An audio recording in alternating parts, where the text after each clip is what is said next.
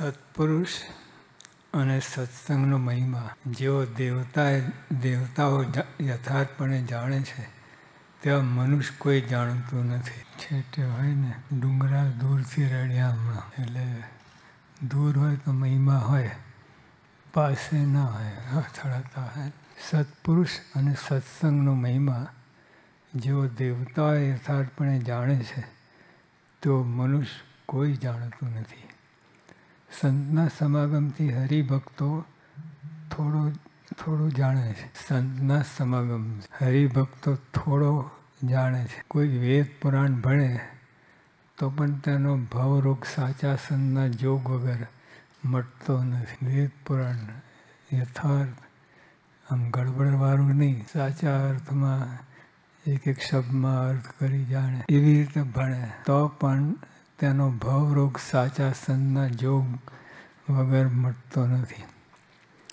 સત્સંગ મોક્ષનું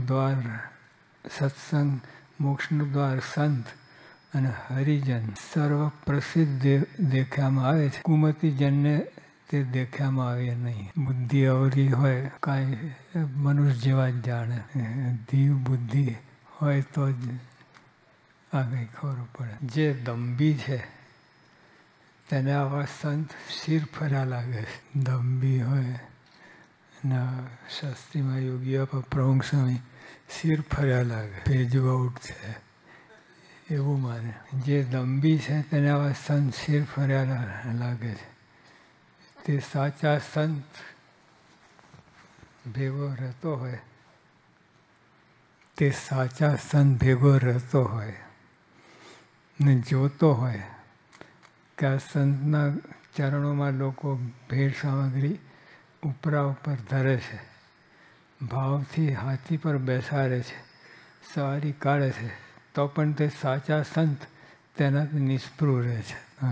બુદ્ધિ ફરી હોય એને અવરોધ દેખાય, એને પોતા જેવા જ લાગે. પોતે દંભી હોય તો સંતોય દંભી લાગે. આવું જાણવા છતાં દંભી એમને ઓળખી શકે નહીં. સત્સંગમાં જ છે, બહારની વાત નથી. સત્સંગ સમાજમાં જ. અને 2 પ્રકારના હોય. ઓલા ઓછા હોય, 5%, 3% પણ હોય ખરા. ભક્તોનો ભાવ જોઈ સાચા સંત પ્રસન્ન થાય છે. ભક્તોનો ભાવ જોઈ સાચા સંત પ્રસન્ન થાય છે. એમને કોઈ સાથે દ્વેષ ભાવ નથી. દ્વેષ ભાવ હોય તો ઓલા દંભી જેવો જ થાય. એમને ભક્તોનો ભાવ જોઈ સાચા સંત પ્રસન્ન થાય છે.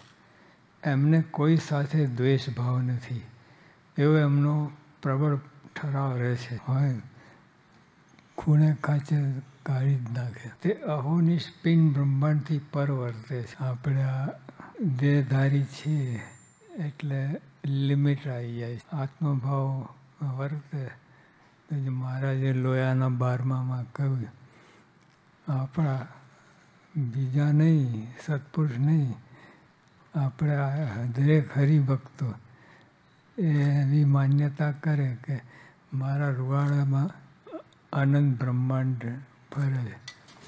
એવી સમજણ હોય ત્યારે આ ભગવાનનો પ્રતાપ અને આ બધી પરથી પર વાત જણાય. નહીં તો આપણે આ દેહભાવમાં મુઠ્ઠીભરમાં સમાઈ જઈએ. તેઓ દુઃખ સંતાપને તરી ગયા છે. ભક્તોનો ભાવ જોઈ સાચા સંત પ્રસન્ન થાય છે. એમને કોઈ સાથે દ્વેષ ભાવ નથી એવો એમનો પ્રબળ ઠરાવ રહે છે.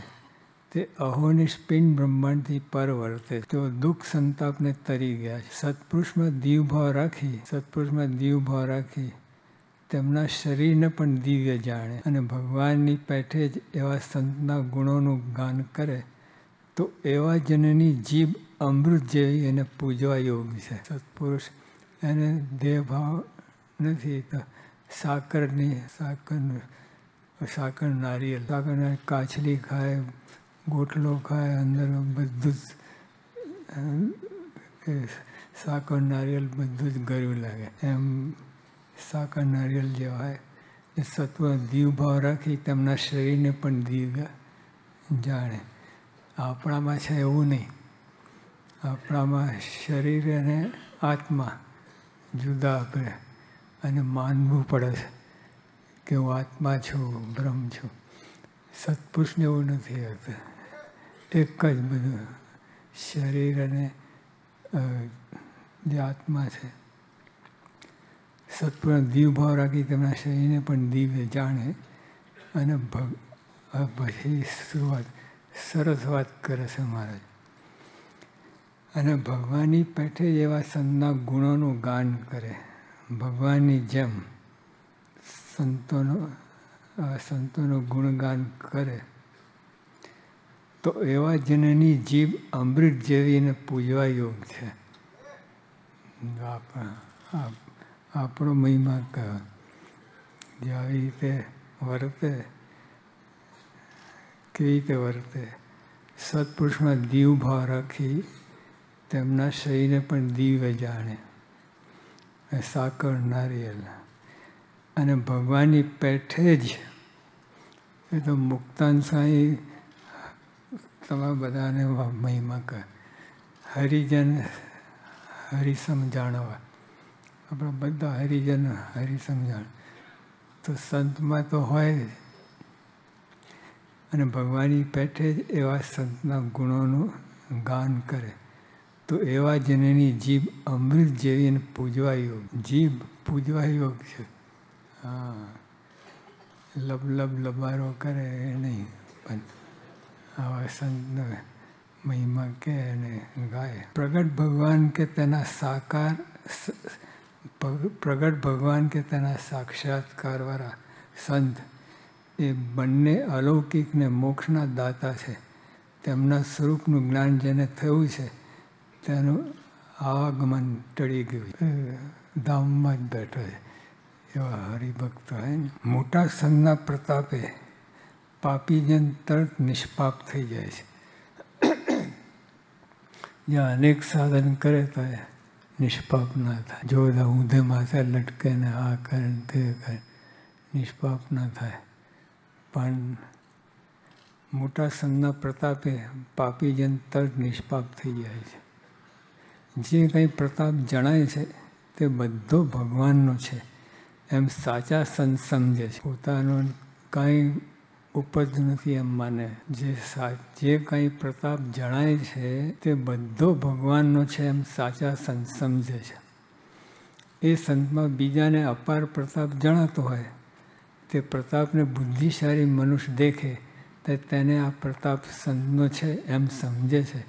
પણ તે ભગવાનનો પ્રતાપ છે તે સમજી શકતો નથી. ભગવાનનો પ્રતાપ છે. સંતમાં રહીને ભગવાન બધું કરે છે.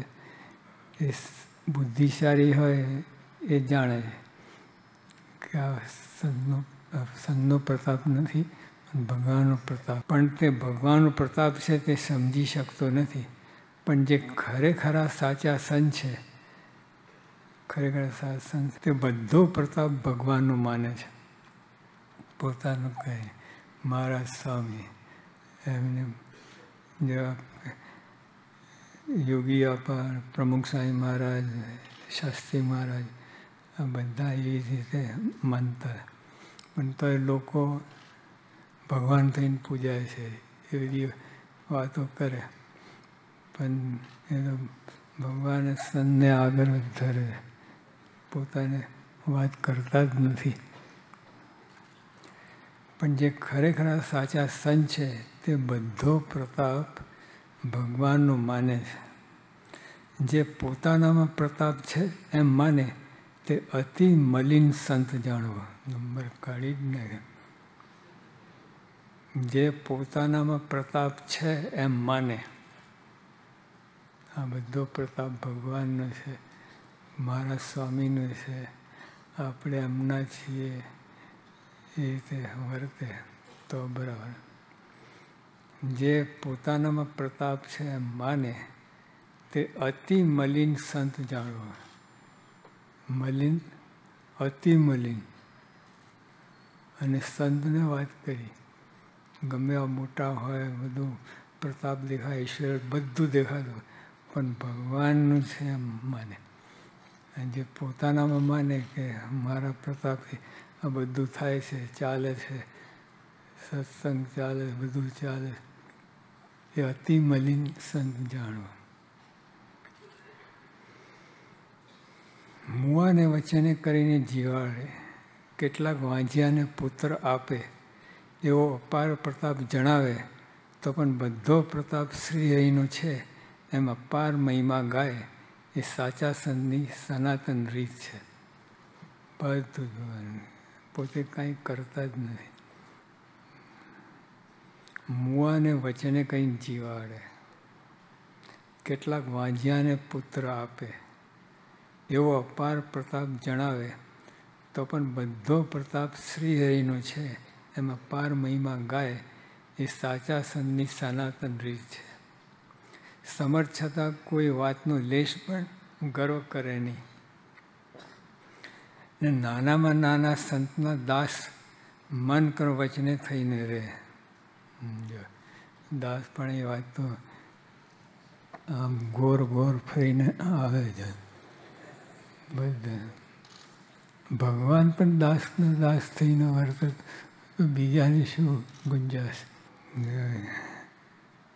મહારાજ એકવાર એક ચરિત્ર કર્યું કે મારી માણકી ઘોડી માદી છે, તો મહારાજ એક વાસણ લઈ નીકળ્યા, પ્યાલો લોટો, અને દરેક સંતનો અંગૂઠો બોલાવ્યો કે મહારાજ માણકી ઘોડી, અરે મહારાજે કે માણકી ઘોડી માદી છે, તમે અંગૂઠો બોલો અને માણકી ઘોડીને પાઈ દઈએ તો મટી જાય.